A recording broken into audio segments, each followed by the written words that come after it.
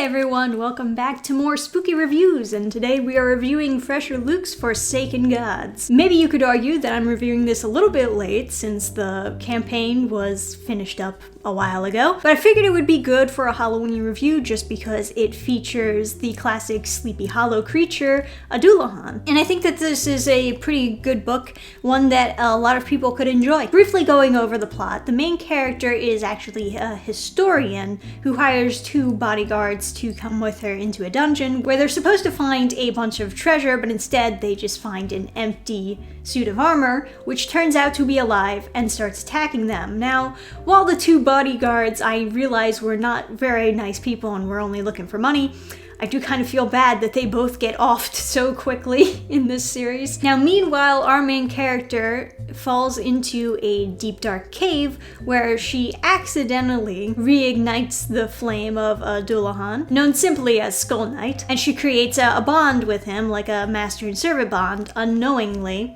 So he actually saves her life from the alive suit of armor that's just swinging its axe all over the place. And bing bam, thank you ma'am. Now she has a Skull Knight slave who can only talk in screeches, and she is absolutely terrified of him. And thus, a friendship is born. It's a very good introduction to what could be a very fun series. Now, along with the first book, we also got other goodies, which I might as well go over. We got some pins. We also got this as a keychain, but I don't have it with me because it's on my keychain. 2 patches. I thought this was a sticker, but I guess it's not. And we got trading cards. Hey. I must say, the size of these really remind me of tarot cards. But if you ever put together any rules for a Skull Knight card game, I guess we'll have all the necessary parts to play. Now, I believe these were hand-printed, put together, not printed by like Print Ninja or Kablam or anywhere like that. There are a few whoopsie-daisies as far as the printing goes. The most irritating part, I'd have to say, is the big splotch of super glue at the top of the book. But the ratio of the pages just kind of weirds me out because I'm very used to comics having a white border around the panels, and with this, it just looks like it's being cut off. Like the whites of the pages were just cut off and then it was shrunk down to this size. Because it's not exactly manga size or anything. It's its own kind of size that I'm not sure if I've seen many books in this size. It's not bad by any means, but I do kind of feel like, well, as I'm reading this, it's kind of zoomed in. And maybe that's just because I'm not used to reading comics without the borders, without a little dead space to ease the eyes, I guess. Also listed at $22. Doesn't that seem like an odd price? I don't know, something about that just strikes me as an odd price to price your first comic. Won't most people like price a full color comic like this at like $29.99 or $24.99? That always with the 99s, you know?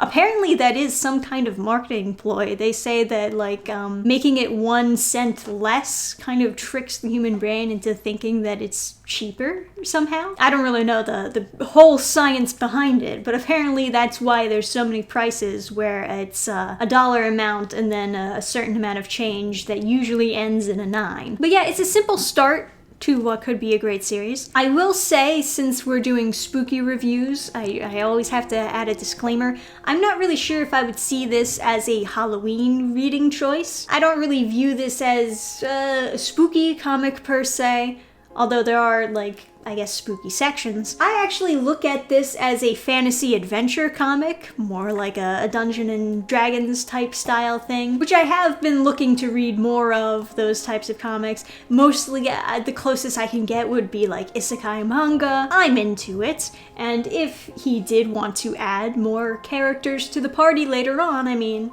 those 2 bodyguards are dead. There's clearly an opening. We do have a card for the romantic, so I assume that this guy is going to pop up in issue 2. But yeah, it's a good read, and I'll be twice as excited to read the next issue and to see where this series goes, although I kind of know a little bit about the series. Even before like I got the book, I kind of knew what it was going to be like. And I'm sure that you've also gotten your insights on the series if you watched the stream that Fresher Luke and I did together talking about it. But he's a great great artist, very competent, and I'm sure that he knows what he's doing when it comes to putting together comics. But have you yourself read Forsaken Gods, and what do you think of the story? What do you think of the potential for the future issues that are currently being worked on? Let me know in the comments section down below. Like the video if you did enjoy. I know some people are giving me lists upon lists of comics that I have to review. I did get Battle Maiden Knuckle Bomb too, and I will say part of the just so long as we're on the topic,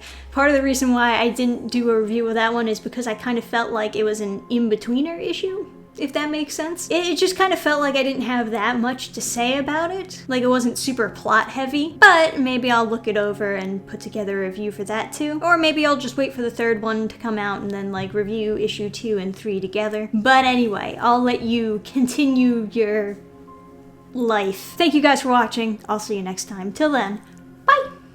Program restart. Shutting down all systems.